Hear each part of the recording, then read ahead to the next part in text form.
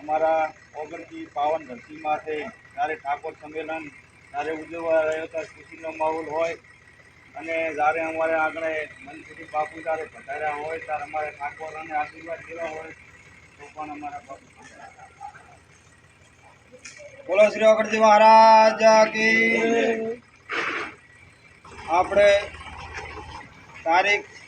4/1/2026 રોજ મહાસંમેલન યોજાઈ રહેલું છે। એની અંદર જ્યારે આપણે ઓગણજી મહારાજની તપોભૂમિ કે જ્યારે એ ભૂમિની અંદર જે કોઈ આપણે પ્રસંગ કરા જે કાર્ય કરા એ બાપો આપણે એની અંદર ખૂબ સાથ સહકાર અને સૌને ખૂબ સદબુદ્ધિ આલી અને આની અંદર બનાસકાંઠા વાવ થરાદ અને પાટણ 3 જિલ્લાના ક્ષત્રિય ઠાકોર સમાજને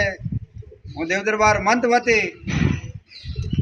આમંત્રણ આપું છું કે તારીખ 4/1/2026 રોજ સવારે ઓગણજી મહારાજની થળી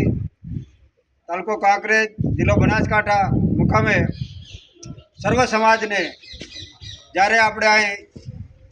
ઠાકોર સમાજનો મહાસંમેલનની અંદર જે આપણે બંધારણ કરવામાં આવે છે એ બંધારણની અંદર એક સમાજ એક રિવાજ અને એક રિવાજ એટલે શ્રેષ્ઠ રિવાજ આની અંદર આપણે સૌને ખૂબ સાથ સહકાર અને આજુબાજુના ગામો અમારે તેરવાડા છે, ઓગણપુરા છે, વેહરા છે, ભડકાસર છે, મીઠા છે, આ આજુબાજુના ગામો જે છે એ પણ આજની તારીખમાં ખૂબ ખૂબ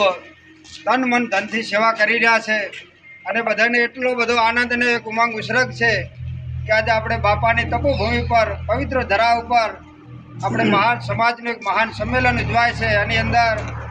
સમાજ છે, ગંગા છે અને આપણે તો એક ઘરે બેઠા ગંગા આવેલી છે તો સંતોએ કીધું છે કે બહેતી હૈ ગંગા તો કુંભ કો જલ પીઓ ના પીઓ, સુપાત્ર મિલે તો કુપાત્ર કદાન કિયો ના કિયો।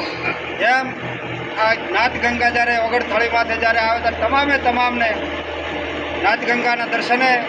અને નાથના જે કોઈ સમાજના બંધારણના બધાને ઓગણજી મહારાજના આશીર્વાદથી આપણે બધાને ખૂબ એમનું પાલન કરીશું